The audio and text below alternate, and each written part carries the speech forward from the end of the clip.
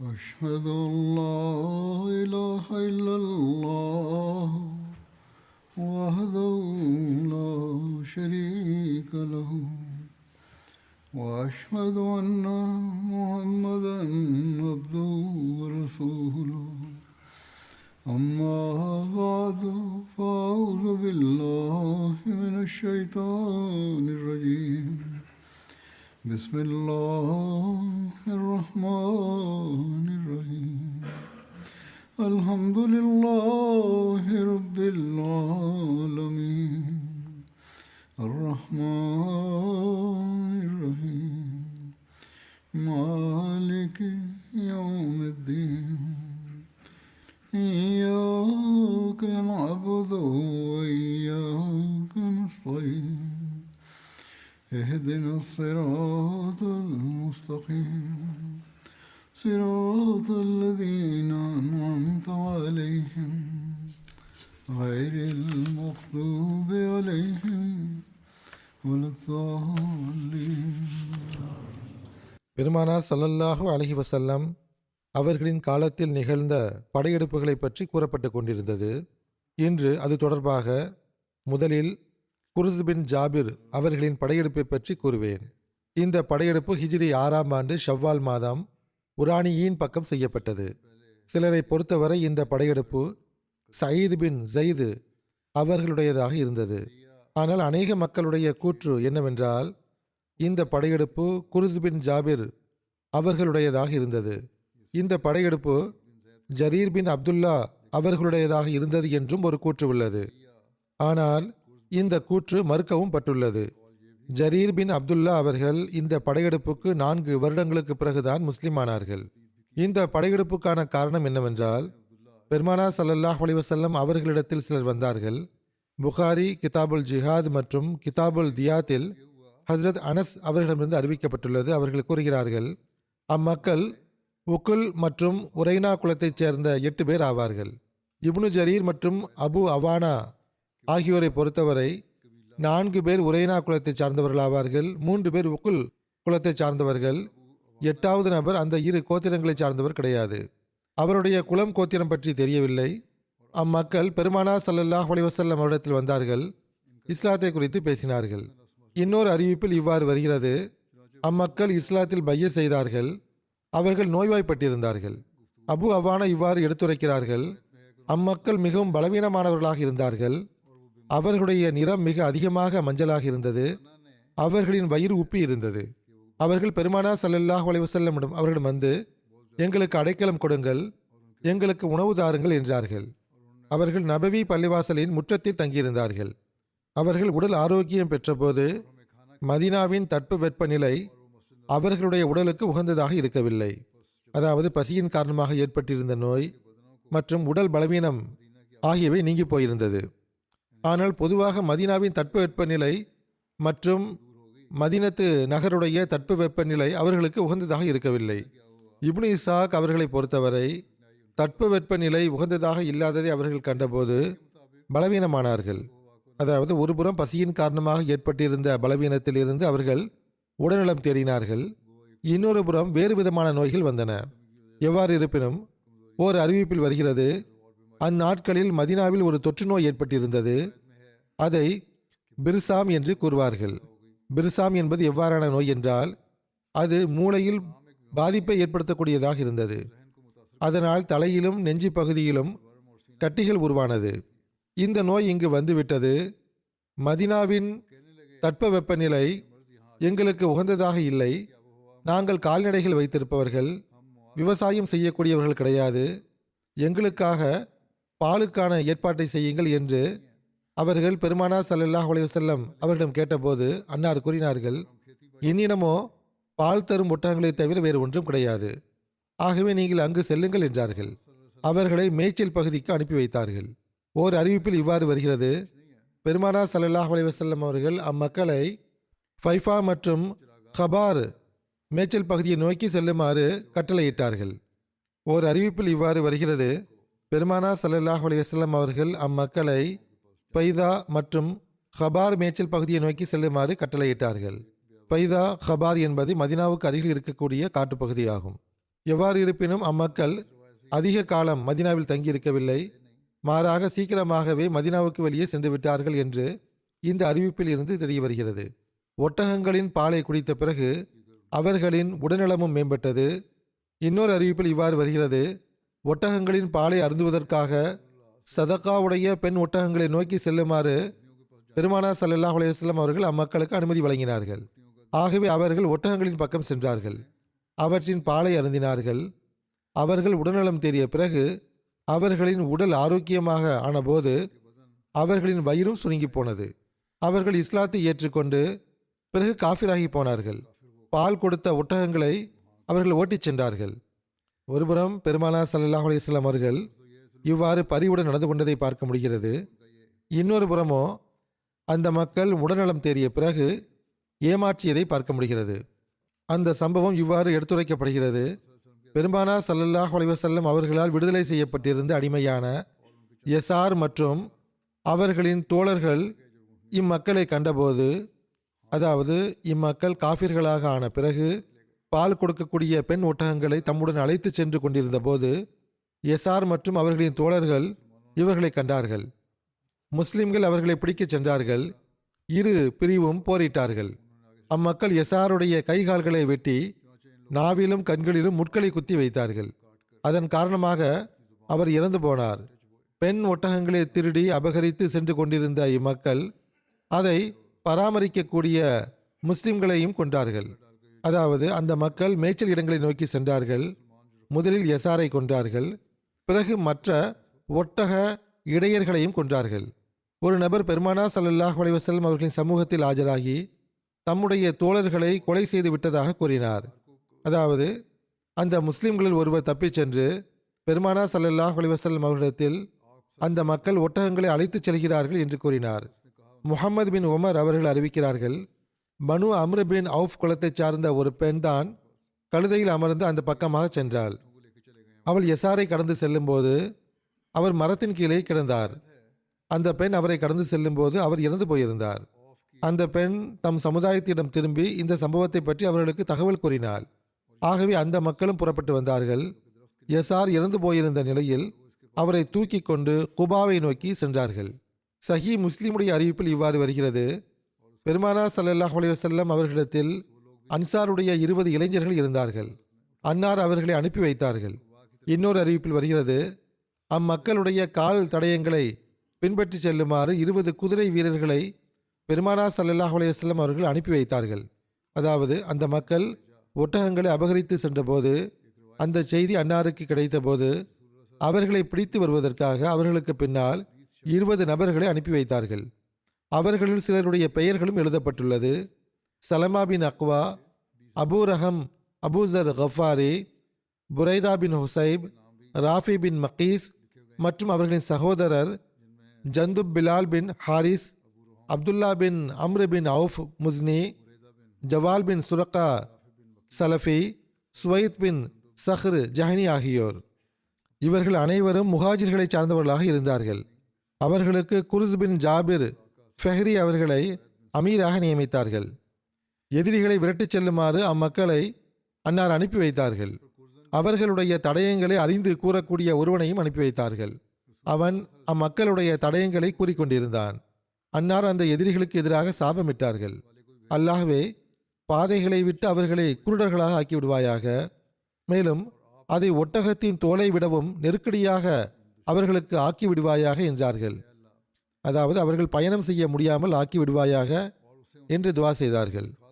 ஆகவே அல்லாஹ் பாதைகளை விட்டு அவர்களை குருடர்களாக ஆக்கிவிட்டான். அவர்கள் அந்த நாளிலேயே பிடிக்கப்பட்டு விட்டார்கள். பொழுது விடிந்தபோது அவர்கள் அன்னாரிடம் கொண்டு வரப்பட்டார்கள். அதாவது அவர்களை பிடித்து வருவதற்காக சென்றிருந்த 20 நபர்கள் அவர்களை பிடித்து கொண்டு வந்தார்கள். இன்னொரு அறிவிப்பில் இவ்வாறு வருகிறது: குர்ஸ் பின் ஜாபிர் அவர்களும் அவர்களுடைய தோழர்களும் அந்த மக்களை தேடி புறப்பட்டார்கள். இரவாகிவிட்டது. ஆகவே அந்த இரவை அவர்கள் ஹுர்ராவில் கழித்தார்கள். காலை விடிந்தபோது அம்மக்கள் எந்த திசையில் சென்றார்கள் என்று அவர்களுக்கு புரியவில்லை.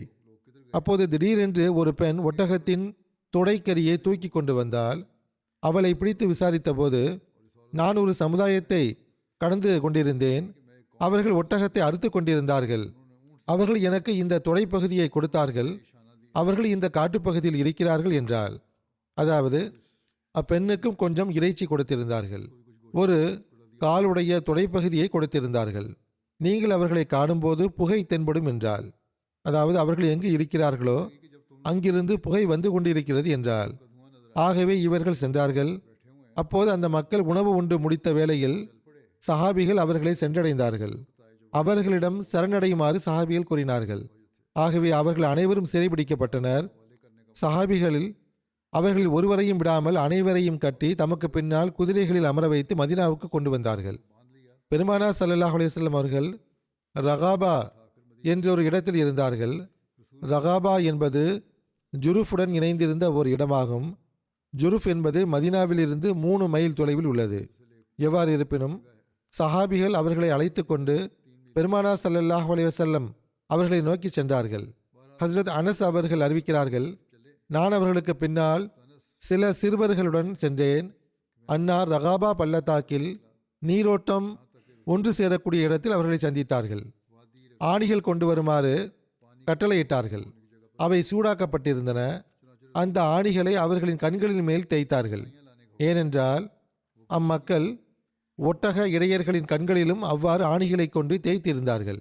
ஓர் அறிவிப்பில் வருகிறது, அம்மக்கள் அன்னாரிடம் கொண்டு வரப்பட்ட போது அவர்கள் மாறுகை வெட்டப்பட்டார்கள். அவர்களின் கண்களில் சூடான ஆணிகள் தேய்க்கப்பட்டன. அவர்கள் வெயிலில் கிடத்தப்பட்டார்கள். எந்த அளவுக்கென்றால் அவர்கள் இறந்து விட்டார்கள். இன்னொரு அறிவிப்பில் இவ்வாறு வருகிறது, அவர்களின் கண்களில் சூடான ஆணிகள் தேய்க்கப்பட்டன. அவர்கள் வெயிலில் போடப்பட்டார்கள். அவர்கள் தண்ணீர் கேட்டுக்கொண்டே இருந்தார்கள். ஆனால் அவர்களுக்கு தண்ணீர் கொடுக்கப்படாமல் இருந்தது. ஹஸ்ரத் அனஸ் அவர்கள் அறிவிக்கிறார்கள், அவர்கள் ஒருவனை நான் கண்டேன். தாகத்தின் காரணமாக தன் நாவால் உதடை நக்கிக் கொண்டிருந்தான். அப்போது அவன் கடும் வெப்பத்திலும் வெயிலிலும் இருந்தான். இந்த அளவுக்கென்றால் அவன் இறந்து விட்டான்.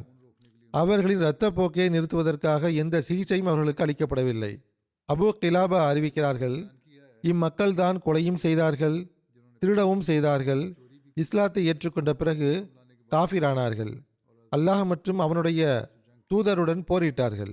இப்னு ஷிரீன் அவர்கள் அறிவிக்கிறார்கள், உரானியின் மக்களுடைய இச்சம்பவம் வரம்புகள் தொடர்பான கட்டளைகள் இறங்குவதற்கு முன்பு நடந்ததாகும். எவ்வாறு இருப்பினும் இந்த அனைத்தும் நிகழ்ந்தது. வெளிப்படையில் பார்க்கும்போது முஸ்லிம்கள் பெரும் அநீதி இழைத்ததாக தெரிகிறது. ஆனால் எவ்வாறு இருப்பினும் இஸ்லாமிய போதனை பிறகு இறங்கியது. அது என்னவென்றால், அல்லாஹ் இந்த வசனத்தை இறக்கினான், இன்னமா ஜஸாவுல்லதீன யுஹாரிபூன அல்லாஹ வரசூலஹு வயஸ்அஊன ஃபில் அர்தி ஃபசாதன் ஐ யுகத்தலு அவு யுசல்லபு அவு துகத்தஅ ஐதீஹிம் வ அர்ஜுலுஹும் மின் ஹிலாஃபின் அவு யுன்ஃபவ் மினல் அர்த் ذَلِكَ لَهُمْ خِزْيٌ فِي الدُّنْيَا وَلَهُمْ فِي الْآخِرَةِ عَذَابٌ عَظِيمٌ. அதாவது அல்லாஹுடனும் அவனுடைய தூதருடனும் போரிட்டு மேலும் நாட்டில் குழப்பத்தை உண்டாக்க முயல்பவர்களுக்கு உரிய தண்டனை, அவர்கள் கடுமையான முறையில் கொல்லப்பட வேண்டும், அல்லது சிலுவையில் அறைந்து கொல்லப்பட வேண்டும், அல்லது அவர்களின் மாறுகை துண்டிக்கப்பட வேண்டும், அல்லது அவர்கள் நாடு கடத்தப்பட வேண்டும் என்பதே. இது இவ்வுலகில் அவர்களுக்கு கிடைக்கும் இழிவாகும். மறுமையிலும் அவர்களுக்கு பெரும் தண்டனை உள்ளது. ஆகவே பெருமானார் ஸல்லல்லாஹு அலைஹி வஸல்லம் அவர்கள் அதற்கு பிறகு எவருடைய கண்களிலும் சூடான ஆணியை கொண்டு தேய்க்கவில்லை, எவருடைய நாவையும் வெட்டவில்லை, கைகால்களை வெட்டுவதை விட அதிகமாக வேறு எந்த தண்டனையும் கொடுக்கவில்லை. அதற்கு பிறகு அன்னார் எந்த படைப்பிரிவை அனுப்பினாலும் சடலங்களை சிதைப்பதை விட்டு அவர்களை தடை செய்து வந்தார்கள். அதற்கு பிறகு பெருமானார் ஸல்லல்லாஹு அலைஹி வஸல்லம் அவர்கள் சதகா கொடுக்குமாறு ஊக்கப்படுத்தி வந்தார்கள். சடலங்களை சிதைப்பதை விட்டு தடுத்து வந்தார்கள். முஹம்மது பின் உமர் வாக்தி மற்றும் இப்னு சஅத் ஆகியோர் கூறுகிறார்கள், அம்மக்கள் ஒட்டக இடையர்களிடமிருந்து 15 ஒட்டகங்களை ஓட்டிச் சென்றிருந்தார்கள். எவ்வாறு இருப்பினும் அந்த எதிரிகள் முஸ்லிம்களோடு எவ்வாறு நடந்து கொண்டார்களோ அதற்கு பழி தீர்க்கப்பட்டது. அவர்கள் செய்தது போன்றே அவர்களுக்கும் தண்டனை கொடுக்கப்பட்டது. ஆனால் பிறகு இஸ்லாமிய போதனைக்கேற்ப எதிரிகளுடன் ஒருபோதும் அவ்வாறு நடந்து கொள்ளப்படவில்லை. இது அந்த சம்பவத்திற்கான சுருக்கமான பதிலாகும். இது தொடர்பாக விளக்கமான பதிலும் உள்ளது. சில மக்கள் இவ்வாறு கூறுகிறார்கள், அதாவது எதிரிகளுடன் இவ்வாறு அநீதியான முறையில் ஏன் நடந்து கொள்ளப்பட்டது என்று இஸ்லாத்தின் மீது ஆட்சேபனை செய்கிறார்கள். இது சம்பந்தமாக சீரத் காத்தமுன் நபியின் என்ற நூலில் ஹசரத் மிர்சா பஷீர் அஹமத் சாஹிப் அவர்கள் அழகிய முறையில் பதில் கொடுத்திருக்கிறார்கள். அவர்கள் எழுதுகிறார்கள், முஸ்லிம்களுக்கு அந்த நாள் மிகவும் அபாயகரமானதாக இருந்தது. ஏனென்றால் குரேஷியர்கள் மற்றும் யூதர்களின் தூண்டுதலின் காரணமாக முழு நாட்டிலும் முஸ்லிம்களுக்கு எதிராக பகைமையின் நெருப்பு கொழுந்துவிட்டு எரிந்து கொண்டிருந்தது. எதிரிகள் தங்களுடைய புதிய செயல் திட்டத்தின் அடிப்படையில் மதினா மீது முறையாக தாக்குதல் நடத்துவதற்கு பகரமாக மறைவான வழிமுறைகளினால் நஷ்டத்தை ஏற்படுத்த வேண்டும் என்று அவர்கள் தீர்மானித்திருந்தார்கள். ஏமாற்றுதல், துரோகம் செய்தல் ஆகியவை அரேபியாவின் காட்டுபிராண்டி கோத்திரங்களில் நல்லொழுக்கத்தின் ஒரு பகுதியாக பார்க்கப்பட்டது. ஆகவே அவர்கள் எல்லா ஆகுமற்ற வழிமுறையை கொண்டும் முஸ்லிம்களுக்கு நஷ்டம் ஏற்படுத்துவதற்கு முயற்சி செய்து கொண்டிருந்தார்கள். எந்த சம்பவத்தை பற்றி நாம் கூறுகிறோமோ அது இந்த அசுத்தமான முயற்சிகளின் தொடரில் வரும் ஒரு சம்பவமாகவே இருந்தது. அது மிகவும் அச்சுறுத்தும் முறையில் தம் முடிவை அடைந்தது. ஹிஜ்ரி 6ஆம் ஆண்டு ஷவ்வால் மாதம் உக்குல் மற்றும் உரைனா குலத்தை சார்ந்த சில நபர்கள், அவர்களின் எண்ணிக்கை 8ஆக இருந்தது, மதினாவுக்கு வந்தார்கள். இஸ்லாத்துடன் நேசம் மற்றும் அன்பை வெளிப்படுத்தியவாறு முஸ்லிம்கள் ஆகிவிட்டார்கள். கொஞ்ச காலம் தங்கியிருந்த பிறகு மதீனாவினுடைய தட்பவெப்ப நிலையினால் அவர்களுக்கு ஏற்பட்ட வயிறு சார்ந்த பிரச்சனைகளை முறையிட்டு அதை சாக்கு போக்காக ஆக்கி கொண்டு பெருமானார் ஸல்லல்லாஹு அலைஹி வஸல்லம் அவர்களின் சமூகத்தில் ஆஜரானார்கள். தங்களுக்கு ஏற்படும் துன்பங்களை எடுத்து கூறி, அல்லாஹ்வின் தூதர் அவர்களே, நாங்கள் காடுகளில் வசிக்கக்கூடியவர்களாவோம், கால்நடைகளோடு வசிப்பதில் வாழ்வை கழித்து விட்டோம், நகரத்தில் வாழும் பழக்கம் கிடையாது, ஆகவே நோய்வாய்ப்பட்டு விட்டோம் என்றார்கள். அதற்கு பெருமானார் ஸல்லல்லாஹு அலைஹி வஸல்லம் அவர்கள், உங்களுக்கு இங்கு மதீனாவில் கஷ்டமாக உள்ளது என்றால் மதீனாவுக்கு வெளியே நம்முடைய கால்நடைகள் பராமரிக்கப்படுகின்றன, அங்கு சென்று விடுங்கள் என்று கூறினார்கள். விருந்தோம்பலுக்கான உரிமையை செலுத்தியவாறு, பரிவு காட்டியவாறு அன்னார் அவ்வாறு கூறினார்கள். ஒட்டகங்களுடைய பாலை அருந்துங்கள், உடல்நலம் பெறுங்கள், அங்கு ஆரோக்கியமான ஓரிடத்தில் வசித்துக் கொள்ளுங்கள் என்றார்கள். ஓர் அறிவிப்பில் வருகிறது, அவர்கள் அன்னாரிடம் சென்று, அல்லாஹ்வின் தூதர் அவர்களே, மதீனாவுக்கு வெளியே உங்களுடைய கால்நடைகள் இருக்கக்கூடிய இடத்தில் வசிப்பதற்கு எங்களுக்கு அனுமதி தாருங்கள் என்று அவர்களே அனுமதி கேட்டார்கள். அன்னாரும் அனுமதி கொடுத்தார்கள். எவ்வாறு இருப்பினும் அவர்கள் அன்னாரிடமிருந்து அனுமதி வாங்கி கொண்டு மதீனாவுக்கு வெளியே முஸ்லிம்களுடைய ஒட்டகங்கள் மேய்ச்சலுக்கு விடப்படும் இடங்களுக்கு சென்று விட்டார்கள். அந்த நட்பெயரற்றவர்கள் அங்கு ஐக்கியமான பிறகு, நாலாபுரமும் பார்வையை செலுத்தி முழு சூழ்நிலையும் அறிந்து கொண்ட பிறகு, திறந்த வெளியில் வசித்து ஒட்டகங்களுடைய பாலை அருந்தி நன்கு கொளுத்த பிறகு, ஒரு நாள் திடீரென்று ஒட்டக இடையர்கள் மீது தாக்குதல் நடத்தி அவர்களை கொன்று விட்டார்கள். எந்த அளவுக்கு இரக்கமற்ற முறையில் அவர்களை கொன்று விட்டார்கள் என்றால், முதலில் அவர்களை விலங்குகளைப் போன்று அறுத்தார்கள். கொஞ்சம் உயிர் எஞ்சி இருந்தபோது பாலைவனத்தின் கூர்மையான முட்களை அவர்களின் நாக்குகளில் குத்தி வைத்தார்கள். ஏனென்றால் அவர்கள் யாரையாவது அழைத்தாலோ அல்லது தாகத்தின் காரணமாக துடிக்கும் போதோ அந்த முட்கள் இன்னும் துன்பத்தை கொடுக்க வேண்டும், துன்பத்தை அதிகரிக்க வேண்டும் என்பதற்காக. அந்த அநியாயக்காரர்கள் அத்தோடு நின்று விடாமல் சூடான ஆணிகளை கொண்டு முஸ்லிம்களுடைய கண்களில் தேய்த்தார்கள். இவ்வாறு அந்த குற்றமற்ற முஸ்லிம்கள் திறந்த வெளியில் துடிதுடித்து உயிரை விட்டார்கள். அவர்களுள் பெருமானார் ஸல்லல்லாஹு அலைஹி வஸல்லம் அவர்களின் தனிப்பட்ட தொண்டரான யசார் என்பவரும் இருந்தார். அவர் பெருமானார் ஸல்லல்லாஹு அலைஹி வஸல்லம் அவர்களின் ஒட்டகங்களை பராமரிப்பதற்காக நியமிக்கப்பட்டிருந்தார். அந்த மிருகங்கள் கொடூரமான முறையில் முஸ்லிம்களை கொலை செய்த பிறகு அனைத்து ஒட்டகங்களையும் ஒன்று திரட்டி அவற்றை ஓட்டிக்கொண்டு புறப்பட்டார்கள். இடையன் ஒருவன் தற்செயலாக அங்கிருந்து தப்பியிருந்தான். அவன் மூலமாக இந்த அனைத்து சூழ்நிலைகளையும் குறித்து பெருமானார் ஸல்லல்லாஹு அலைஹி வஸல்லம் அவர்களுக்கு தெரிய வந்தபோது அன்னார் உடனடியாக 20 சஹாபிகளை கொண்ட ஒரு குழுவை ஆயத்தம் செய்து அவர்களுக்கு பின்னால் அனுப்பி வைத்தார்கள். அந்த எதிரிகள் ஓரளவுக்கு தூரத்தை கடந்து விட்டிருந்தார்கள். ஆனால் இறையருளால் முஸ்லிம்கள் விரைவாக அவர்களை பின்தொடர்ந்து சென்றதன் காரணமாக அவர்களை பிடித்தார்கள். கயிறுகள் கட்டி அவர்களை கொண்டு வந்தார்கள். ஒருவர் இவ்வாறு நடந்து கொண்டால் அவருடன் எவ்வாறு நடந்து கொள்ள வேண்டும் என்ற கட்டளை அந்நேரம் வரை பெருமானார் ஸல்லல்லாஹு அலைஹி வஸல்லம் அவர்களுக்கு இறங்கியிருக்கவில்லை. இஸ்லாத்தில் ஒரு விஷயம் தொடர்பாக புதிய கட்டளை இறங்காத வரை வேதம் கொடுக்கப்பட்டோரின் வழிமுறைப்படி நடக்க வேண்டும் என்ற தனது முந்தைய கொள்கைப்படி பெருமானார் ஸல்லல்லாஹு அலைஹி வஸல்லம் அவர்கள் அவ்வாறு செயல்பட்டு வந்தார்கள். ஆகவே அந்த கொடுமைக்காரர்கள் முஸ்லிம் இடையர்களோடு எவ்வாறு நடந்து கொண்டார்களோ அதே போன்று பதிலடி கொடுக்கும் வகையில், பழிவாங்கும் வகையில் அவர்களுடன் நடந்து கொள்ளப்பட வேண்டும் என்று மூசா அலைஹிஸ்ஸலாம் அவர்களின் ஷரியத்திற்கேற்ப அன்னார் கட்டளையிட்டார்கள். ஷரியத்துடைய கட்டளைகள் முழுமையாக இறங்காத வரை ஹஸ்ரத் மூசா அலைஹிஸ்ஸலாம் அவர்களின் போதனைப்படி அமல் செய்யப்பட்டு கொண்டிருந்தது. எவ்வாறு இருப்பினும் இந்த தண்டனை மற்றவர்களுக்கு படிப்பினையாக இருக்க வேண்டும் என்பதற்காக கொடுக்கப்பட்டது. ஆகவே சிறிய மாற்றத்துடன் அதே வழிமுறைப்படி மதீனாவுக்கு வெளியே திறந்த வெளியில் அந்த மக்களுக்கு தண்டனை வழங்கப்பட்டது. ஆனால் இறைவனோ இஸ்லாத்திற்காக இன்னொரு போதனையை நிர்ணயித்திருந்தான். அது என்னவென்றால், இனிமேல் பதிலடி கொடுக்கும்போது, பழி வாங்கும்போது சடலங்களை சிதைத்து தண்டனை அளிக்கக்கூடாது என்று தடை செய்யப்பட்டது. அதாவது கொல்லப்பட்டவர்களின் உடல்களை எந்த விதத்திலும் சிதைக்கக்கூடாது என்றும், பழிக்கு பழி வாங்கும்போது உடல் உறுப்புகளை துண்டு துண்டாக ஆக்கக்கூடாது என்றும் கட்டளை இறங்கியது. அவ்வாறான செயல்கள் ஆகுமற்றதாக ஆக்கப்பட்டன. இந்த சம்பவம் தொடர்பாக ஹசரத் மிர்சா பஷீர் அஹமத் சாஹிப் அவர்கள் இவ்வாறு எழுதுகிறார்கள்: நாம் இது தொடர்பாக அதிகம் எழுத வேண்டிய தேவை கிடையாது. எவ்வாறு இருப்பினும் இந்த விவகாரத்தில் அநீதிக்கான ஆரம்பம் காஃபிர்கள் சார்பாகத்தான் மேற்கொள்ளப்பட்டிருந்தது.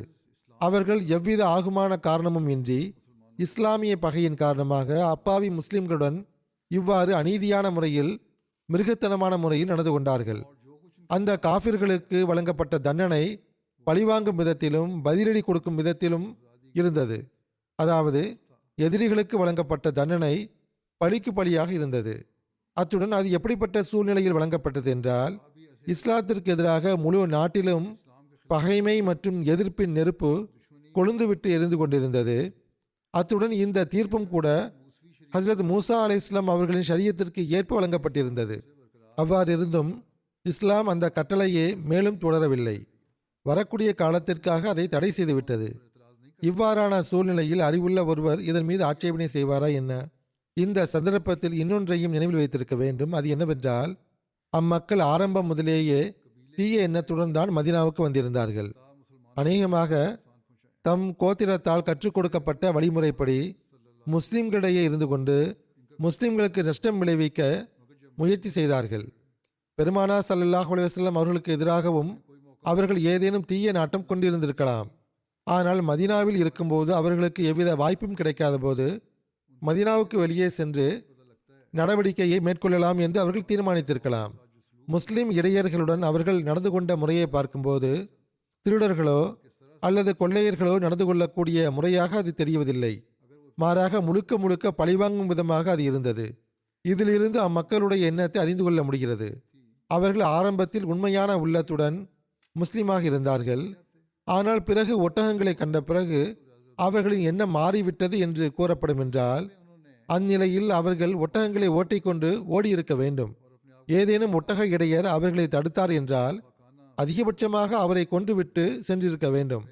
ஆனால் அவர்கள் முஸ்லிம் இடையர்களை எவ்வாறான வழிமுறைப்படி கொலை செய்தார்கள் என்று பார்க்கும்போது, அந்த மக்கள் தம்மை தாமே அபாயத்தில் இட்டு சித்திரவதை செய்து கொலை செய்யும் செயலை நீண்டதாக அவர்கள் ஆக்கியதை பார்க்கும்போது, கொஞ்ச நேரம் அவர்கள் அங்கு இருந்தார்கள், துன்புறுத்தி அவர்களை கொலை செய்தார்கள். இதிலிருந்து தெளிவாக தெரிவது என்னவென்றால், அவர்களுடைய இந்த செயல் தற்காலிக பேராசையின் விளைவாக நிகழ்ந்தது கிடையாது. மாறாக முழுக்க முழுக்க பகைமையின் காரணமாக நடந்ததாகும். மன வெறுப்பு மற்றும் நீண்டகால பகைமையின் விளைவாக செய்யப்பட்டது போன்று அது இருந்தது.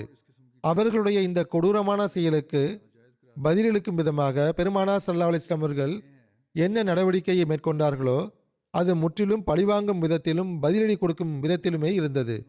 இஸ்லாமிய கட்டளைகள் இறங்குவதற்கு முன்பு மூசா அலைஹிஸ்ஸலாம் அவர்களின் ஷரியத்திற்கு ஏற்ப அது நடைமுறைப்படுத்தப்பட்டிருந்தது.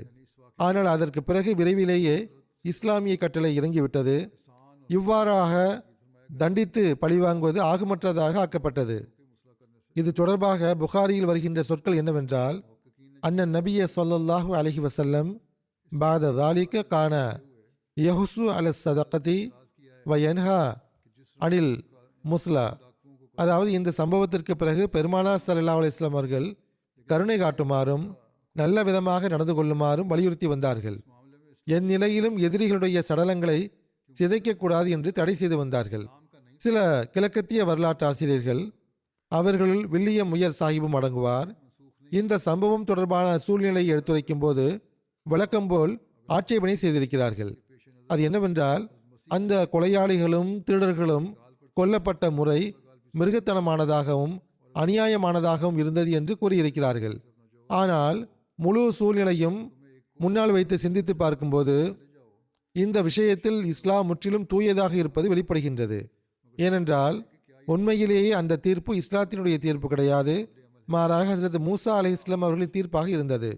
ஹசரத் மூசா அலை இஸ்லாம் அவர்களின் ஷரியத்தை இயேசு கிறிஸ்து ரத்து செய்யவில்லை, மாறாக அதை தொடர விட்டுள்ளார்கள். ஒருவன் உன்னை வலது கன்னத்தில் அறைந்தால் அவனுக்கு மறுகன்னத்தையும் திருப்பிக் கொடு. உன்னோடு வழக்காடி உன் வஸ்திரத்தை எடுத்துக்கொள்ள விரும்புகிறவனுக்கு அங்கியையும் விட்டுவிடு. ஒருவன் உன்னை 1 மைல் தூரம் வர பலவந்தம் பண்ணினால் அவனோடு 2 மைல் தூரம் போ என்று இயேசு கூறியுள்ளாரே என ஆட்சேபனை செய்யக்கூடியவர் எடுத்து வைத்தால் ஆட்சேபனை செய்யக்கூடியவர்களுக்கு அதற்கான உரிமை உள்ளது. ஆனால் கேள்வி என்னவென்றால், அறிவுடைய எந்த ஒரு நபரை பொறுத்தவரையிலும் இது செயல்படுத்த தகுந்ததா என்பதாகும். 1950 வருடங்களாக, இப்போது 2000 வருடங்களை விடவும் தாண்டிவிட்டது. ஏதேனும் கிறிஸ்தவ ஆணோ பெண்ணோ அல்லது கிறிஸ்தவ பிரிவோ அல்லது ஆட்சியோ இன்று வரையிலும் இந்த போதனைப்படி செயல்பட்டதா என்ன? சொற்பொழிவு மேடைகளில் ஏறி அறிவுரை செய்வதற்கு இது சிறந்த போதனையாக இருக்கலாம், ஆனால் செயல் உலகில் இந்த போதனைக்கு எந்த உண்மைத்துவமும் கிடையாது. எந்த ஒரு அறிவாளியும் இதற்கு ஏற்ப செயல்படுவதற்கு ஆயத்தமாக இருக்க மாட்டார். இதுபோன்ற உணர்வு பிம்பத்தை தோற்றுவித்து முஸ்லிம்களை ஆட்சேபனைக்கு இலக்காக ஆக்குவது என்பது தம்முடைய அறிவினத்தை வெளிப்படுத்தக்கூடியதாக ஆகிவிடும். இயேசு கிறிஸ்துவுக்கு எதிரில் ஒரு உண்மையான சட்டத்தை கொண்டு வந்த ஹஸ்ரத் மூசா அலை இஸ்லாம் அவர்களின் போதனையை முன்னிறுத்தி பாருங்கள். அவர்கள் சட்டத்தினுடைய உண்மையை நன்கு புரிந்தவர்களாக இருந்தார்கள். அல்லது கிறிஸ்தவனுடைய கூற்றை எடுத்துக்கொள்ளாமல் அவர்களுடைய செயல் நடவடிக்கைகளின் ஒளியில் சூழ்நிலையை பரிசோதித்து பாருங்கள். செயல்களத்தில் எந்த ஒரு மார்க்கமும் இஸ்லாத்திற்கு எதிரே நிற்க முடியாது என்ற உண்மை உங்களுக்கு புலப்பட்டுவிடும். ஏனென்றால் இஸ்லாம் எதை கூறுகிறதோ அதைத்தான் செய்கிறது. இஸ்லாத்தினுடைய கூற்று ஒன்றோ செயல் ஒன்றோ கிடையாது. இஸ்லாத்தினுடைய கூற்றும் செயலும் எப்படிப்பட்ட மேலான தரத்தில் உள்ளது என்றால், எந்த ஒரு அறிவாளியும் மார்க்க துவேஷமற்ற மனிதரும் அதன் மீது ஆட்சேபனை செய்ய மாட்டார். மாறாக உள்ளத்தில் இருந்து அதை புகழ்வார். ஹசரத் மூசா அலை இஸ்லாம் அவர்களின் போதனையை போன்று என் நிலையிலும் பழிவாங்கியே தீர வேண்டும் என்றோ, சூழ்நிலையை ஆராய்ந்து பார்க்காமல் பழிக்கு பழி வாங்க வேண்டும் என்றோ இஸ்லாம் கூறவில்லை. அதேபோன்று கிறிஸ்தவ போதனையை போன்று என் நிலையிலும் தண்டனை கொடுக்க கூடாது என்றோ, ஒரு குற்றவாளி ஏதேனும் குற்றம் செய்யும் போது அந்த குற்றத்தின் நோக்கத்தை தம் சார்பாக உதவி செய்து இன்னும் பலப்படுத்த வேண்டும் என்றோ இஸ்லாம் கூறவில்லை. மாறாக என் நிலையிலும் கடினமான போதனையை மேற்கொள்ள வேண்டும் என்றோ, என் நிலையிலும் மென்மையை கடைபிடிக்க வேண்டும் என்றோ இஸ்லாம் கூறவில்லை. மாறாக நடுநிலையான போதனையை இஸ்லாம் எடுத்து வைக்கின்றது. அந்த போதனை உலகில் உண்மையான அமைதிக்கான அடித்தளத்தை அமைக்கின்றது. அந்த போதனை என்னவென்றால், வ ஜஸாவு சய்யியத்தின் சய்யியத்தும் மிஸ்லுஹா ஃபமன் அஃபா வ அஸ்லஹ ஃப அஜ்ருஹு அலல்லாஹ். அதாவது ஒவ்வொரு தீங்கிற்குரிய தண்டனையும் அதனுடைய பொருத்தமான சூழ்நிலையும் அதன் கடுமைக்கேற்பவும் இருக்க வேண்டும். ஆனால் மன்னித்து விடுவதாலோ அல்லது மென்மை காட்டுவதாலோ சீர்திருத்தம் ஏற்படக்கூடிய வாய்ப்பு இருக்கும் என்றால் மன்னிப்பதோ அல்லது மென்மை காட்டுவதோ சிறந்ததாகும். அவ்வாறான மனிதர் இறைவனிடத்தில் நற்கூலிக்கு உரியவராக இருக்கிறார். இது இவ்விஷயத்தை குறித்து இஸ்லாம் வழங்கிய போதனையாகும். இது மிகச்சிறந்த போதனை என்பதை எந்த அறிவுள்ளவரும் மறுக்க மாட்டார். இந்த போதனையில் மனித தேவைகளின் அனைத்து அம்சங்களும் கருத்தில் கொள்ளப்பட்டுள்ளது. தண்டனை கொடுக்க வேண்டிய சூழ்நிலையிலும் பொருத்தமான முறையில் வரம்பை விட்டு தாண்டக்கூடாது என்றும், உடல்களை சிதைக்கக்கூடிய கொடூரமான செயல்களை செய்யக்கூடாது என்றும் இஸ்லாம் வரையறுத்துள்ளது. ஆனால் இதற்கு எதிரில் கிறிஸ்தவ மக்களுடைய நிலை எவ்வாறு உள்ளது என்றால், காட்சிக்கு மட்டுமே உதவும் இயேசு கிறிஸ்துவனுடைய போதனை இருந்த போதிலும் அவர்கள் எதிரிகளுடன் எவ்வாறு நடந்து கொள்கிறார்கள் என்றால், போர்களில் எப்படிப்பட்ட செயல்களை மேற்கொள்கிறார்கள் என்றால், அது உலக வரலாற்றில் திறந்த பக்கமாக உள்ளது. அதை மீண்டும் இங்கே எடுத்து கூற வேண்டிய அவசியம் கிடையாது. அவர்கள் என்னவெல்லாம் செய்கிறார்கள். இப்போது இன்னொரு போரை பற்றி எடுத்து கூறுவேன். இது ஜி கரது போர் என்று அழைக்கப்படுகிறது. இந்த போர் எப்போது நிகழ்ந்தது என்பதை குறித்து வரலாற்றாசிரியர்களிடத்திலும் ஹதீஸ் வல்லுநர்களிடத்திலும் கருத்து வேறுபாடு காணப்படுகிறது. ஹதீஸ் வல்லுநர்கள் இதை ஹுதைபியா சமாதானத்திற்கு பிறகு கைபர் போருக்கு முன்பு ஹிஜ்ரி 6ஆம் ஆண்டு துல்காதா மற்றும் ஹிஜ்ரி 7ஆம் ஆண்டு முஹர்ரம் மாதத்திற்கு இடையில் நடைபெற்றதாக கருதுகிறார்கள். வரலாற்றாசிரியர்களை பொறுத்தவரை இதை லெஹியான் போருக்கு பிறகு, அதாவது ஹிஜ்ரி 6ஆம் ஆண்டு ஜமாதில் ஊலாவில் நடந்ததாக கருதப்படுகின்றது. இமாம் புகாரி மற்றும் இமாம் முஸ்லிம் ஆகியோரை பொறுத்தவரை கைபர் போருக்கு 3 நாட்களுக்கு முன்பு இந்த போர் நடைபெற்றதாக கூறுகிறார்கள். அவர்கள் ஹுதைபியா சமாதானத்திற்கு பிறகு கைபருக்கு முன்னால் இதன் குறிப்பை எடுத்து கூறியுள்ளார்கள். அல்லாமா இப்னு ஹஜர் அவர்கள் எழுதுகிறார்கள், இமாம் அகமது மற்றும் இமாம் முஸ்லிம் ஆகியோர் அயாஸ் பின் சல்மாவிடமிருந்து அறிவிப்பை எடுத்து கூறியிருக்கிறார்கள். அது இந்த படையெடுப்பு கைபர் போரிலிருந்து 3 நாட்கள் முன்பு நிகழ்ந்ததை வெளிப்படுத்துகின்றது. அறிவிப்பில் ஹஸ்ரத் சல்மா பின் அக்வா அவர்கள் முதலில் ஹுதைபியா சமாதானத்தை பற்றியும் பிறகு ஜி கரது போர் சம்பவத்தை பற்றியும் எடுத்து கூறுகிறார்கள். இறுதியில் நாங்கள் அதற்கு பிறகு மதினா திரும்பிவிட்டோம், 3 நாட்கள் தான் மதினாவில் தங்கியிருந்தோம், அதற்கு பிறகு ஹைபர் போருக்காக புறப்பட்டோம் என்று கூறியுள்ளார்கள். ஆனால் இதற்கு எதிராக வரலாற்று ஆசிரியர்கள் அல்லாமா இப்னு இஸ்ஹாக் மற்றும் இப்னு சாத் ஆகியோர் ஜி கரது போர் ஹிஜ்ரி 6ஆம் ஆண்டில் ஹுதைபியா சமாதானத்திற்கு முன்பு நிகழ்ந்ததாக குறிப்பிடுகிறார்கள். இது தொடர்பாக ஹசரத் மிர்சா பஷீர் அஹமத் சாஹிப் அவர்கள் இவ்வாறு ஆய்வு மேற்கொண்டுள்ளார்கள். அது முழுமையான ஆய்வறிக்கை கிடையாதுதான், ஆனால் தம்முடைய நூலின் எஞ்சிய பகுதிகளுக்காக எந்தெந்த தலைப்புகளை அவர்கள் குறிப்பிட்டுள்ளார்களோ அதில் ஜி கரது போரை கைபர் போருக்கு முன்பு ஹிஜ்ரி 7ஆம் ஆண்டில் முஹர்ரம் மாதத்தில் நிகழ்ந்ததாக குறிப்பிட்டுள்ளார்கள். ஜி கரது போர் காபா போர் என்றும் கூறப்படுகின்றது. ஏனென்றால் பெருமானார் ஸல்லல்லாஹு அலைஹி வஸல்லம் அவர்களின் ஒட்டகங்கள் இங்கு மேய்ந்து வந்தன. காபா என்பது மதினாவில் இருந்து சிரியாவை நோக்கி செல்லும் திசையில் 4 மைல் தூரத்தில் உஹுது மலைக்கு பின்புறம் இருந்த ஒரு நிலப்பிரதேசமாகும். அதை ஜி கரது என்று ஏன் அழைத்தார்கள் என்றால், உயைனா பின் ஹிஸ்னி என்பவர் பெருமானார் ஸல்லல்லாஹு அலைஹி வஸல்லம் அவர்களின் ஒட்டகங்களை தாக்கி அதை ஓட்டிச் சென்றார். பெருமானார் ஸல்லல்லாஹு அலைஹி வஸல்லம் அவர்கள் ஜி கரது வரை அவரை பின்தொடர்ந்து சென்றார்கள். ஜி கரது மதினாவில் இருந்து ஏறக்குறைய 12 மைல் தொலைவில் உள்ள ஒரு நீர்ச்சுனையாகும். இதனுடைய விவரம் பின்வருமாறு உள்ளது. பெருமானார் ஸல்லல்லாஹு அலைஹி வஸல்லம் அவர்களின் 20 பெண் ஒட்டகங்கள், அவை பால் கொடுக்கக்கூடிய ஒட்டகங்களாக இருந்தன. அதனுடன் மற்ற ஒட்டகங்களும் மதினாவில் இருந்து கைபர் செல்லும் வழியில் பைசா எனும் மேய்ச்சல் நிலத்திலும் பைசாவில் இருந்து மலையின் கடைசி பகுதி வரையிலும் மேய்ந்து வந்தன. அங்கு பஞ்சம் ஏற்பட்ட போது அவை காபாவின் பக்கம் கொண்டு வரப்பட்டன. ஒரு மேய்ப்பாளர் தினமும் மகரிப் நேரத்தில் அவற்றின் பாலை கறந்து பெருமானார் ஸல்லல்லாஹு அலைஹி வஸல்லம் அவர்களின் சமூகத்தில் கொண்டு வந்து கொடுப்பார். உயைனா பின் ஹிஸ்னு ஃபசாரி என்பவர் பனு கத்ஃபானுடைய 40 குதிரை வீரர்களுடன் அங்கு தாக்குதல் நடத்தி அந்த பெண் ஒட்டகங்களை ஓட்டிச் சென்றார். ஓர் அறிவிப்பின்படி அவர்களின் தலைவர் உயைனாவுடைய மகன் அப்துல் ரஹ்மான் தாக்குதல் நடத்தினார் என்றும் உயைனா அவர்களின் உதவிக்காக வேறொரு இடத்தில் இருந்தார் என்றும் உள்ளது. தாக்குதல் நடத்தப்பட்ட போது ஹஸ்ரத் அபு ஜர் அவர்களின் மகனான ஜரை எதிரிகள் கொன்று விட்டார்கள். அவர் அந்த பெண் ஒட்டகங்களை மேய்த்து வந்தார். ஹசரத் அபூசர் அவர்களின் மனைவி லைலா அவர்களை கைது செய்து கொண்டு சென்றார்கள். மகனுடைய மனைவியும் அங்கிருந்தால் அவள் எதிரிடமிருந்து தப்பித்து கொண்டாள். உயைனா பின் ஹிஸ்ன் என்பவர் யார் என்பதை பற்றி இவ்வாறு எழுதப்பட்டுள்ளது. உயைனா என்பவர் அகல் போரின் போது பனு ஃபசாரா கோத்திரத்தின் தலைவராக இருந்தார். அகல் போரின் போது காஃபிர்களின் 3 படைகள் பனு குரைசாவை சந்தித்துவிட்டு மதினா மீது கடும் தாக்குதல் நடத்த எண்ணம் கொண்டிருந்தன. அப்போது அந்த படைகளில் ஒரு படைக்கு உயைனா தலைவராக இருந்தார். அவர் மக்கா வெற்றிக்கு பிறகு இஸ்லாத்தை ஏற்றுக்கொண்டார். ஓர் அறிவிப்பின் அடிப்படையில் உயைனா அவர்கள் மக்கா வெற்றிக்கு முன்பு இஸ்லாத்தை ஏற்றுக்கொண்டார் என்றும் மக்கா வெற்றியில் கலந்து கொண்டதாகவும் வருகிறது. அதே போன்று ஹுனைன் போரிலும் தாயிஃப் போரிலும் கலந்து கொண்டதாகவும் வருகிறது. பெருமானார் ஸல்லல்லாஹு அலைஹி வஸல்லம் அவர்கள் பனு தமீமை தண்டிப்பதற்காக இவரை 50 வீரர்களுடன் அனுப்பி வைத்தார்கள். அவர்கள் எந்த ஒரு அன்சார் சாபியும் முஹாஜிர் சாபியும் இருக்கவில்லை. இந்த போருக்கான காரணமாக அமைந்தது என்னவென்றால், பெருமானார் ஸல்லல்லாஹு அலைஹி வஸல்லம் அவர்களால் நியமிக்கப்பட்டிருந்த சதக்காவை சேகரிக்கக்கூடிய மக்களை சதக்கா கொண்டு செல்ல விடாமல் பனு தமீம் தடுத்தார்கள். பிறகு ஹசரத் அபூபக்கர் அவர்களின் காலகட்டத்தில் கிளர்ச்சி செய்த முர்த்ததர்களுடன் சேர்ந்து கொண்டு இவர்களும் குழப்பத்தை ஏற்படுத்தினார்கள். துலைகா என்பவன் நபித்துவவாதம் செய்தபோது அவனுடன் இவர்கள் சேர்ந்து கொண்டார்கள். இவர்கள் முதலில் முஸ்லிம்கள் ஆனார்கள், பிறகு முர்த்தத் ஆனார்கள், பிறகு அவனிடம் பைய செய்தார்கள். பிறகு ஹசரத் அபூபக்கர் அவரிடத்தில் சிறைபிடிக்கப்பட்டு கொண்டு வரப்பட்டார்கள். அன்னார் அவர்கள் மீது பேருபகாரம் செய்தவாறு மன்னித்து விட்டார்கள். பிறகு அவர்கள் மீண்டும் இஸ்லாத்தை ஒப்புக்கொண்டார்கள். அவர்கள் ஈமானிய நிலை இப்படிப்பட்டதாகத்தான் இருந்தது. அறிவிப்பில் வருகிறது, பெருமானார் ஸல்லல்லாஹு அலைஹி வஸல்லம் அவர்கள் ஹஸ்ரத் அபூசர் கஃபாரி அவர்களை காபா செல்ல வேண்டாம் என்று தடுத்தார்கள். ஆனால் அன்னாருடைய எச்சரிக்கைக்கு பிறகும் ஹஸ்ரத் அபூசர் கஃபாரி அவர்கள் காபா சென்று விட்டார்கள். இதனுடைய விளக்கத்தில் இவ்வாறு எழுதப்பட்டுள்ளது. உயைனாவின் தாக்குதலுக்கு முன் ஹஸ்ரத் அபூசர் கஃபாரி அவர்கள் பெருமானார் ஸல்லல்லாஹு அலைஹி வஸல்லம் அவரிடம் ஒட்டகங்களின் மேய்ச்சல் பகுதியை நோக்கி செல்வதற்கு அனுமதி கேட்டார்கள். அதற்கு அன்னார், உங்கள் மீது அந்த பகுதியில் எதிரி தாக்குதல் நடத்தலாம் என்று உண்மை குறித்து எனக்கு அச்சம் ஏற்பட்டுள்ளது.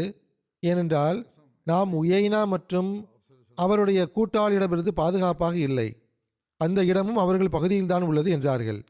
ஹசரத் அபூசர் கஃபாரி அவர்கள் வலியுறுத்தி கேட்டபோது, உம்முடைய மகன் கொல்லப்படலாம் என்றும் உம்முடைய மனைவி சிறைபிடிக்கப்பட்டு கொண்டு செல்லப்படலாம் என்றும் நீர் ஒரு கைத்தடியின் துணையுடன் வருவீர்கள் என்றும் எனக்கு அச்சம் ஏற்பட்டுள்ளது என்று அன்னார் கூறினார்கள்.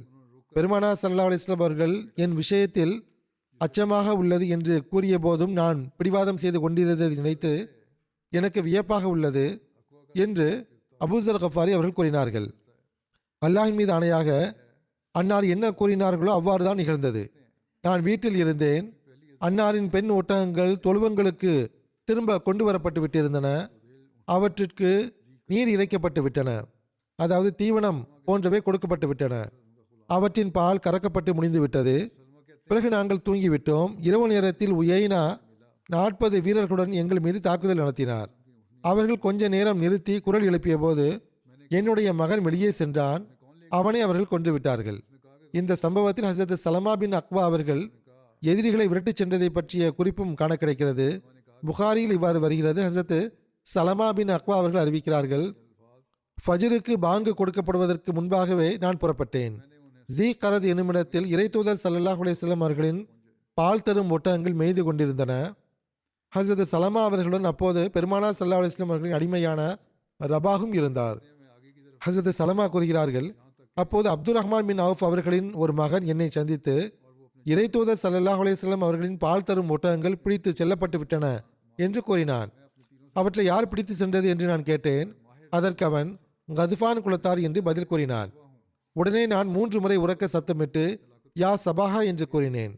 இது ஆபத்தின் போது கூறப்படும் வாக்கியமாகும். மதீனாவில் இருந்த அனைவருக்கும் கேட்கும்படி நான் கத்தினேன். உரத்த குரலில் அவர் குரல் கொடுத்தார். அவர் உரத்த குரலை உடையவராக இருந்தார். பிறகு ரபாகை பெருமானா ஸல்லல்லாஹு அலைஹி வஸல்லம் அவர்களுக்கு தகவல் கூறுவதற்காக அனுப்பி வைத்தேன். நான் நேராக விரைந்து சென்று தாக்குதல் நடத்திய கொள்ளையர்களை அடைந்தேன். அவர்கள் தம் கால்நடைகளுக்கு நீர் புகட்டி கொண்டிருந்தனர். நான் அக்வாவுடைய மகன், அட்பர்கள் இன்று அழியும் நாள் என்று கூறியபடி அவர்களின் மீது அம்பெய்ய துவங்கினேன். நான் அம்பை வீதில் தேர்ச்சி பெற்றவனாக இருந்தேன்.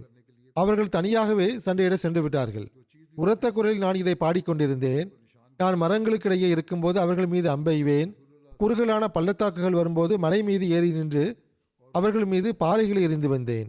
எந்த அளவுக்கென்றால் அவர்களிடமிருந்து அனைத்து ஒட்டகங்களையும் நான் விடுவித்து விட்டேன். சஹீ முஸ்லிமில் இவ்வாறு நான் அவர்களை விரட்டிச் சென்றேன். எந்த அளவுக்கென்றால் அல்லாஹ் பெருமானா ஸல்லல்லாஹு அலைஹி வஸல்லம் அவர்களின் அனைத்து ஒட்டகங்களையும் விடுவித்தான். நான் அவற்றை எனக்கு பின்னால் விட்டு சென்றேன் என்ற சொற்கள் வருகின்றன. மேலும் அவர்களிடமிருந்து 30 சால்வைகளையும் நான் பிடுங்கிக் கொண்டேன். அவர்கள் ஓடிச் செல்லும் போது சுமைகளை குறைப்பதற்காக அதை எறிந்து விட்டார்கள். பெருமானா ஸல்லல்லாஹு அலைஹி வஸல்லம் அவர்களும் அன்னாருடைய சஹாபிகளும் அடையாளம் கண்டுகொள்ள வேண்டும் என்பதற்காக அவர்கள் எதையெல்லாம் எரிந்து சென்றார்களோ அதற்கு மேல் அடையாளமாக கற்களை வைத்துக் கொண்டே சென்றேன். மேலும் அவர்களை பின்தொடர்ந்து விரட்டி கொண்டே சென்றேன். அவர்கள் மீது அம்பெய்து கொண்டு தனியாக சண்டையிட்டுக் கொண்டே சென்றேன். வரலாற்று நூல்களிலும் வாழ்க்கை வரலாற்று நூல்களிலும் இந்த சம்பவம் எடுத்துரைக்கப்படும் போது அனைத்து ஒட்டகங்களும் திரும்ப பெறப்படவில்லை என்றும் சில ஒட்டகங்களை எதிரிகள் தம்முடன் அழைத்துச் செல்வதில் வெற்றி பெற்று விட்டார்கள் என்றும் எழுதப்பட்டுள்ளது. எவ்வாறு இருப்பினும் பெருமானா ஸல்லல்லாஹு அலைஹி வஸல்லம் அவர்களுக்கு இந்த சம்பவத்தின் செய்தி சென்றடைந்த போது அபாய நேரம் என்று மதீனாவில் அறிவிப்பு செய்யப்பட்டது. யா கைலல்லாஹி இர்தபி, அதாவது அல்லாஹ்வின் வீரர்களை புறப்படுங்கள் என்று அங்கு கூறப்பட்டது. அப்போதே குதிரை வீரர்கள் அன்னாரை சுற்றி ஒன்று கூடினார்கள். அனைவரையும் விட முதலில் மிக்தாத் அவர்கள் அன்னாரிடம் வந்தார்கள். பிறகு ஹஸரத் அப்பாத் பின் பிஷர், சாத் பின் ஜெயித், உசைத் பின் ஹுசைர், உகாஷா, முஹரிஸ் பின் நஸ்லா, அபு கதாதா மற்றும் அபு ஐயாஷ் ஆகியோர் வந்துவிட்டார்கள். பெருமானா ஸல்லல்லாஹு அலைஹி வஸல்லம் அவர்கள் ஹஸரத் சாத் பின் ஜெயித் அவர்களை அமீராக நியமித்தார்கள். எதிரிகளை விரட்டிச் செல்லுங்கள், நானும் மக்களுடன் உங்களை வந்து சந்திக்கிறேன் என்று கூறினார்கள். அதாவது நீங்கள் முன்னால் செல்லுங்கள், நான் பின்னால் வருகிறேன் என்றார்கள். அன்னார் 500 சஹாபிகளுடன் புறப்பட்டார்கள். 700 சஹாபிகளுடன் புறப்பட்டார்கள் என்றும் கூறப்படுகின்றது. அன்னார் மதீனாவில் ஹஸரத் இப்னு உம்மி மக்தூம் அவர்களை தம் பிரதிநிதியாக நியமித்தார்கள்.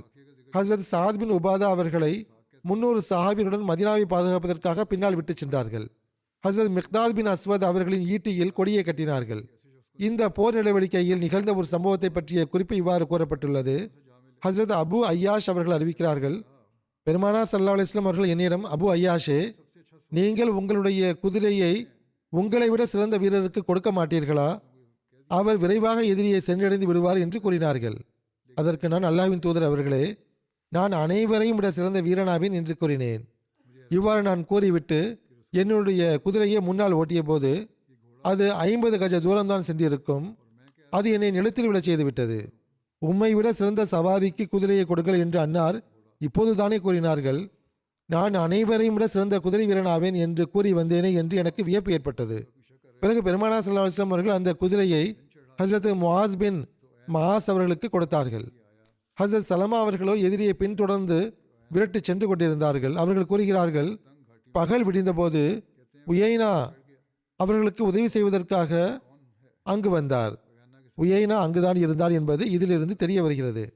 அவர் ஒரு குறுகலான பள்ளத்தாக்கில் இருந்தார். சலமா அவர்கள் கூறுகிறார்கள், நான் மலை மீது ஏறிக்கொண்டேன்.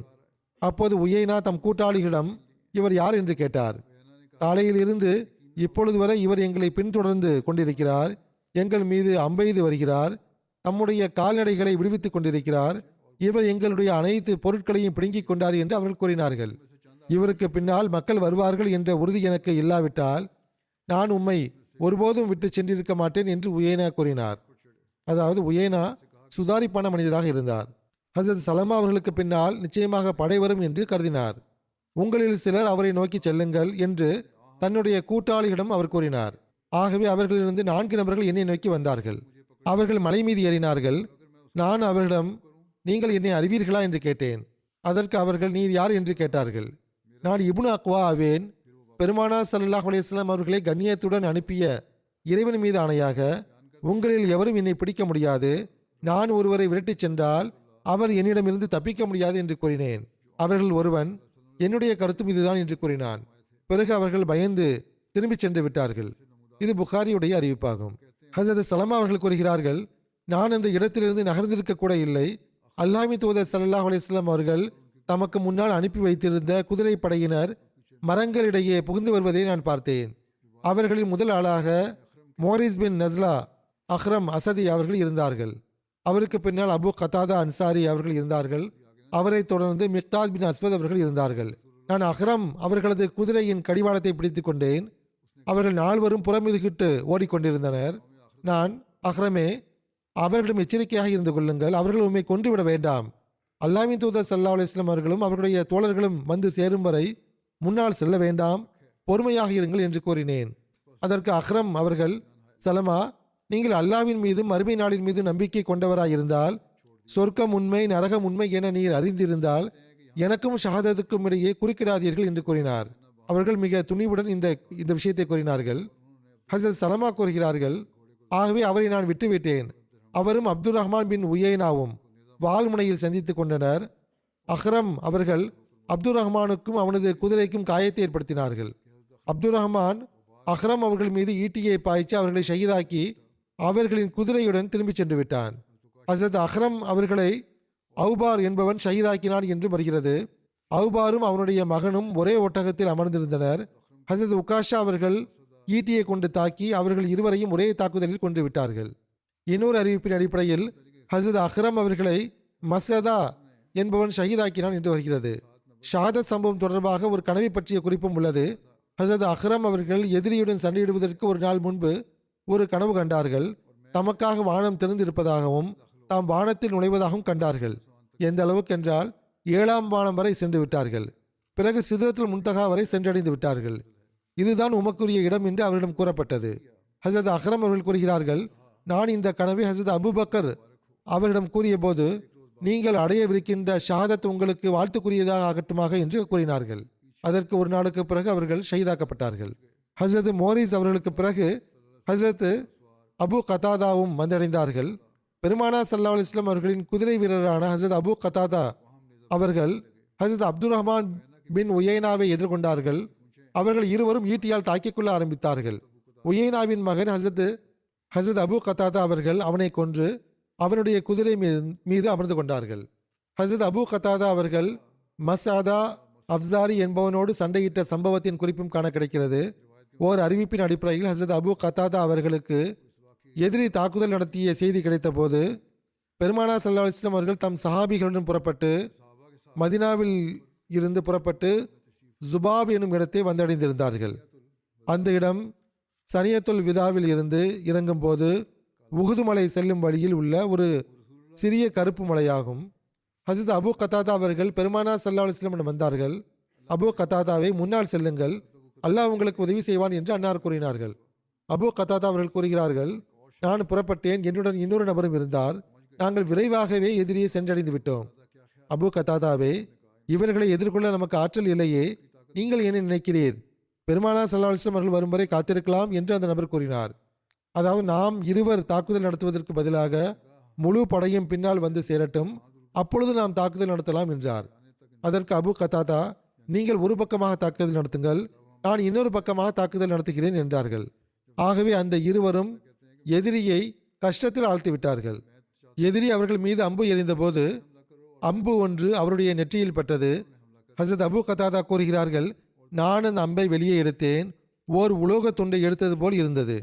நான் முன்னேறி சென்றபோது ஒரு வேகமாக வரக்கூடிய குதிரையில் ஒரு வீரன் எனக்கு முன்னால் வந்தான். அவன் கவசம் அணிந்திருந்தான்.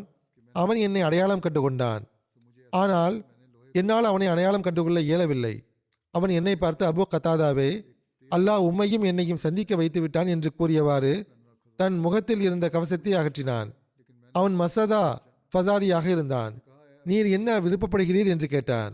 அதாவது வாளால் சண்டையிட வேண்டுமா, ஈட்டியால் சண்டையிட வேண்டுமா, அல்லது குஸ்தி செய்ய வேண்டுமா, எவ்வாறு சண்டையிட விரும்புகிறீர் என்று கேட்டான்.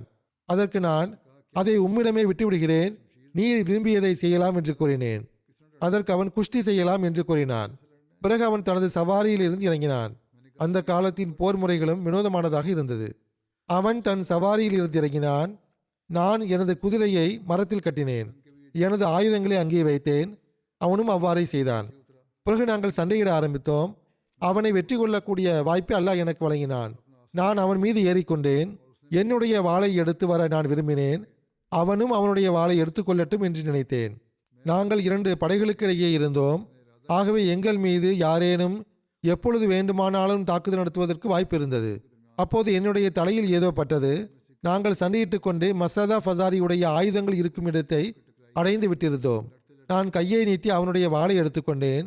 என்னுடைய கையில் வாள் இருப்பதை அவன் பார்த்தபோது, அபு கத்தாதாவே, என்னை கொஞ்சம் கருத்தில் கொள்ளுங்கள் என்று கேட்டுக்கொண்டான்.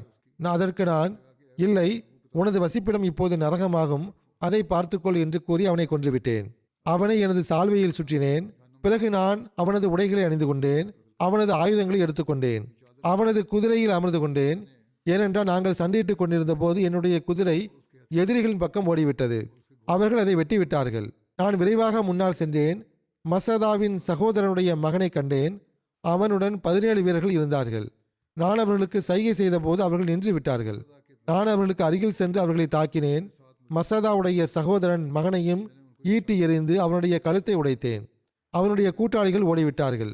ஹசரத் சலமா பின் அக்வா தாக்கிய போது எதிரிகள் விட்டு சென்றிருந்த என்னுடைய ஒட்டகங்களை நான் கையகப்படுத்தி கொண்டேன். இந்த போருடைய சம்பவங்கள் இனி வரக்கூடிய காலத்திலும் தொடரும் இன்ஷா அல்லாஹ்.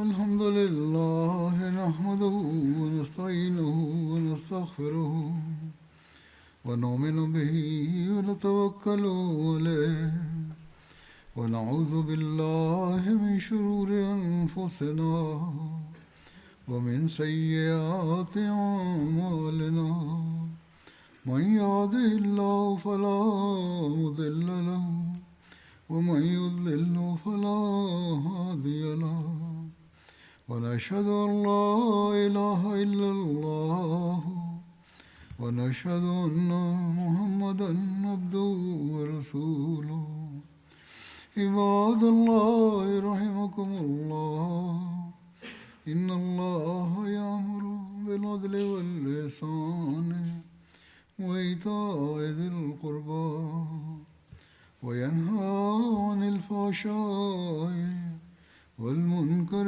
والبغي يعظكم لعلكم تذكرون واذكروا الله يذكركم وادعوه يستجب لكم ولذكر الله أكبر